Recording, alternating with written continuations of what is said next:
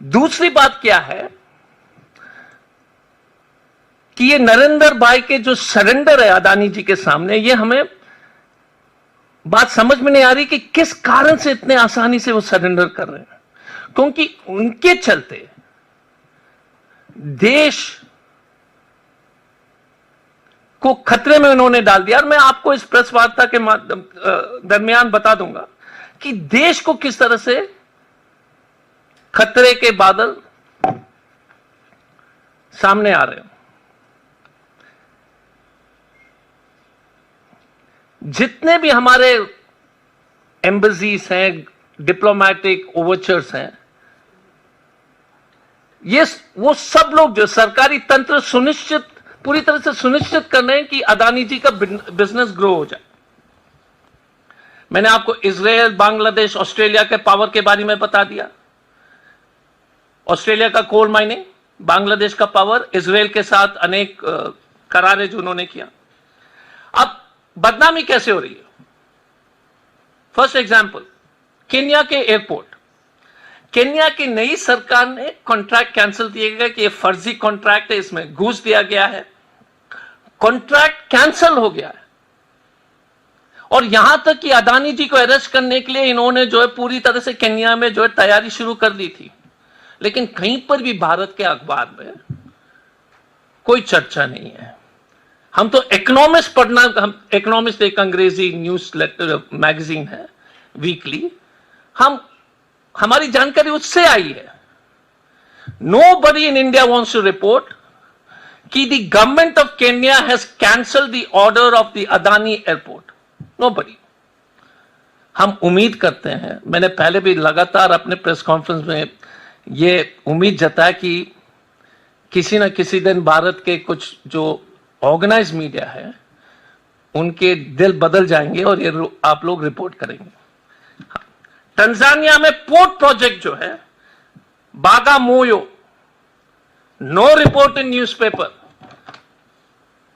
हम अभी बात कर रहे थे हमारे साथी से, मैंने कहा कि कोई यूट्यूब चैनल को बता दो यार, मैं तो कम से कम उनसे रिक्वेस्ट कर लूंगा कि कवर कर लो, क्योंकि ये देश के हित में है। यूट्यूबर के लिए में हम मजबूर हो रहे हैं प्रेस कॉन्फ्रेंसेस में। But look at it, Kenya is cancelled, Tanzania is cancelled, Kenya airport, Tanzania port. Myanmar में एक पोर्ट भी फेल हो गया, म्यांमार का पोर्ट प्रोजेक्ट। श्रीलंका में तो एक जो है राजनीतिक भूचाल वहां जो है आ गई थी, ये अदानी जी के पोर्ट के कॉन्ट्रैक्ट के चलते। हम्बटोला के पोर्ट के बारे में सबको जानकारी है, but no coverage in the Indian mainstream media.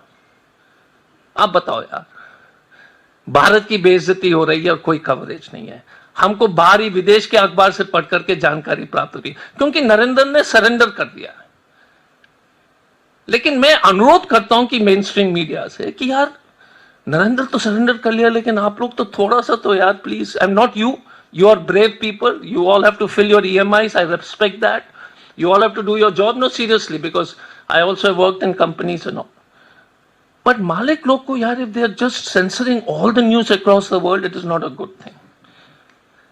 फिर जून 2015 में मोदी जी बांग्लादेश गए। आपको मालूम है कि फिर झारखंड के गोड्डा में जो पावर प्लांट बिठाया गया, आदिवासी के छाती में चढ़ करके जबरदस्ती जमीन लेकर के बर्बाद करके किस तरह से किया गया है, और निशिकांत दुबे का कॉन्स्टिट्यूएंसी है। वही महान निशिकांत दुबे जो हमेशा non stop uninterrupted verbal diarrhoea के पेशेंट है। वर्बल डायरिया मतलब लगातार बोलना, डायरिया है।